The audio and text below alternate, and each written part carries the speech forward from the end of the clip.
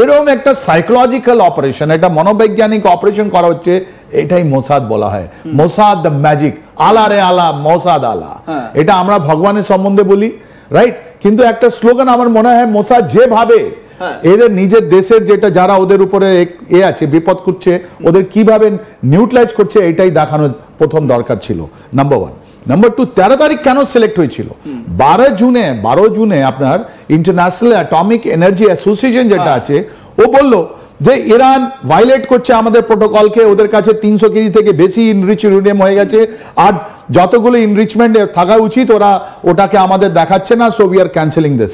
আমরা বলছি এটা রোগ স্টেট, দ্যাট ইজ পয়েন্ট। তার মানে লিগাল কভার ইসরায়েল পেলো কি ভাই এটার নিউক্লিয়ার বোমা বানাতে চলেছে, আর we have the right to strike, number 1। Number 2, China থেকে ট্রিগার এসেছিল, তার মানে ইনরিচ ইউরেনিয়ামকে একটা বোমাতে কনভার্ট করার জন্য ওকে ট্রিগার যেটা সুইচ লাগবে ওটা চায়না থেকে এসেছিল, এইটাও আপনার মোসাদ খবর দিয়েছে। আর ওর মধ্যে আমাদের একটা বলি, ওটা আমরা বলা হয় ব্রেকআউট টাইম। এই ওদেরকে বলা হয় breakout time. What is the breakout time?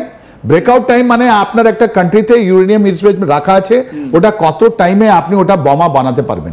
আগে এটা মাসে ছিল, তারপরে সপ্তাহে, এটা 2 থেকে 2.5 দিনের মধ্যে, 2 থেকে 2.5 দিনের মধ্যে এই ইরান একটা অ্যাটমিক বোমা বানাতে পারতো। তাই জন্য আপনার 13th of জুন 2025 ওরা সিলেক্ট করলো আর মারলো, একদম পিন পয়েন্ট একুরেসির সঙ্গে মারলো।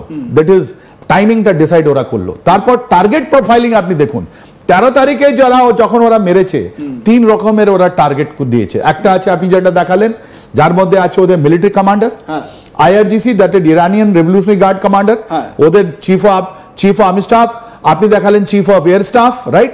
আপনি দেখালেন নিউক্লিয়ার মিসাইল সায়েন্টিস্ট, রাইট? এদেরকে মারলো, একটা ক্যাটাগরি এইটা। প্লাস ওরা অনেক লোককে ওদের বাড়িতে ঢুকিয়ে দিল কাগজকে, তোমরা কোথায় আছো আমি জানি, তোমাদেরকে মারবো, তুমি সরে যাও ওখান থেকে। That is point 1। সেকেন্ড, আপনার কাছে বোমা হতে পারে, কিন্তু বোমা ডেলিভারি করার জন্য আপনাকে দরকার কি আছে? আপনার দরকার আছে মিসাইল, দ্যাট ক্রুজ মিসাইল, নাহলে আপনার ব্লাস্টিক মিসাইল, নাহলে এয়ারফোর্স।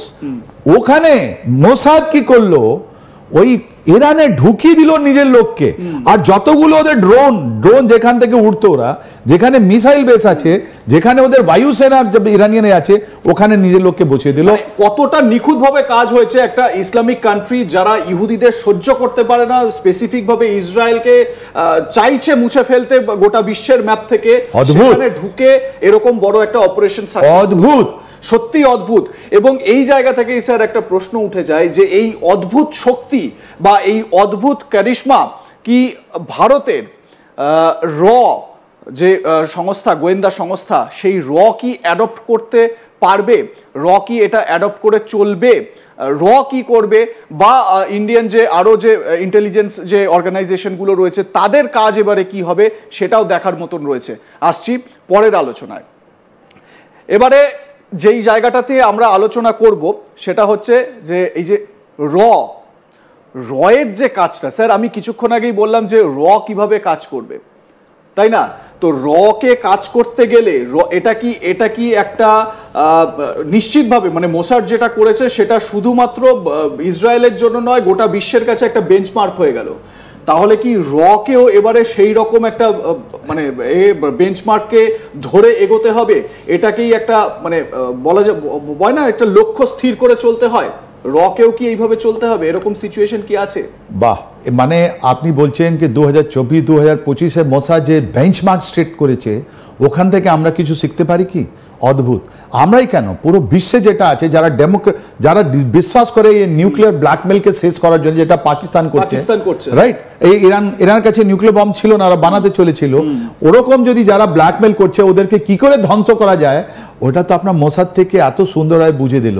আপনার মোসাদকে যদি জানতে চান, আমার মনে হয় আমরা যারা পুরো টাইম ইন্টেলিজেন্সে দিয়েছি, ওরা যদি আপনাকে পয়েন্ট আউট করতে হয়, তাহলে আমি আপনাকে এই তো রাইজিং লায়নে যেটা আপনি দেখাচ্ছেন, ওটা তো একটা কথা আপনি দেখাচ্ছেনই, কিন্তু ওর সঙ্গে আমি দুটো অপারেশন আরো করবো। আমরা অনেকগুলো ছবি দেখলাম যখন আমরা বড় হচ্ছিলাম, ওর মধ্যে মোসাদের অপারেশন গুলো দেখানো হচ্ছিল, নাম নিয়ে কোনো লাভ নেই, রেড অফ এন্টেবে থেকে অনেকগুলো ওদের অপারেশন আছে, ওরা ছবি বানিয়ে আমাদেরকে দেখে আমাদেরকে ইন্সপায়ার করছে, রাইট? নাও এখন যখন আপনি দেখবেন, ওটা দুটো অপারেশন আমার মনে হয়ে যায়। একটা আপনার তেহরানের মাটিতে 31 জুলাই 2024, রাইট? এটা আপনার যখন ওরা ইসমাইল হানাইয়াকে মারলো, আপনি ওটা পড়ুন, আপনি ওটা দেখুন, অনেকগুলো জিনিস এখন ওপেন ডোমেনে কিছু কিছু আছে, কিছু কিছু ওরা লুকিয়ে রেখেছে। ওরা কিভাবে একটা ইরানিয়ান রেভলিউশনারি গার্ডের একটা গেস্ট হাউসে কি করে একজন লোক এসে থাকতো, ওদের 3 মাস আগে, ওখানে 3 মাস আগে, এখন সিসিটিভি ফুটেজ 3 মাস আগে দেখা যাচ্ছে কি ওই গেস্ট রুমের লোক ঢুকেছে আর ওখানে জিনিসগুলো প্ল্যান করে চলে গেছে। তার মানে ওরা 3 মাস আগে এই প্ল্যানিংটা করলো, targeted planning, targeted proactive operation.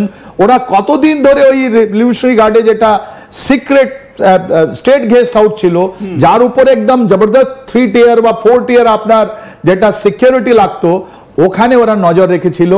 আর যেদিন 30 তারিখে 30 জুলাই রিয়াসির পর যে নতুন একটা ইরানিয়ান প্রেসিডেন্ট হলে ওকে দেখার জন্য যখন গিয়েছিল এরা, রাইট, উনি গিয়েছিলেন ইসমাইল হানাইয়া। কিন্তু স্যার আমরা এই যে যাদের ছবি আমরা এই মুহূর্তে দেখাচ্ছি, যাদেরকে স্ক্রিনে দেখা যাচ্ছে, তারা তো মানে দেশের অন্যতম কাণ্ডারি প্রধানমন্ত্রী এবং তার সঙ্গে আমাদের NSA national security adviser Ajit Doval, তাদের কাঁধেও কিন্তু অনেক বড় দায়িত্ব।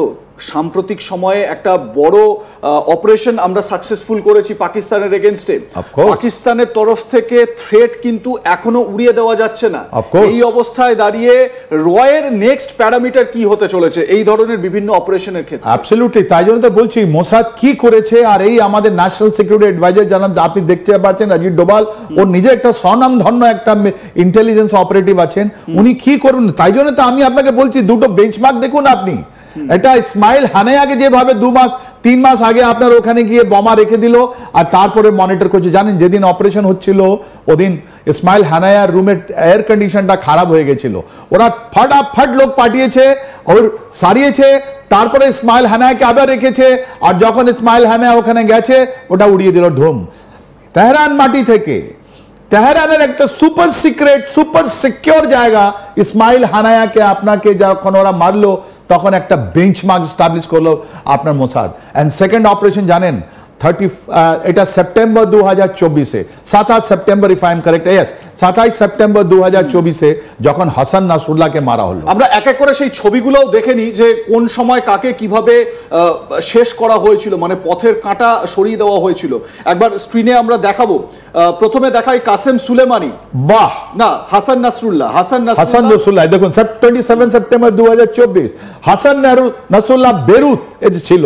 আর ওই সময় 27 সেপ্টেম্বর 2024-এ আপনি দেখবেন নেতানিয়াহু আপনার ইউএনএতে ছিল, তখন একে মারা হলো। কেন জানেন মারা হলো?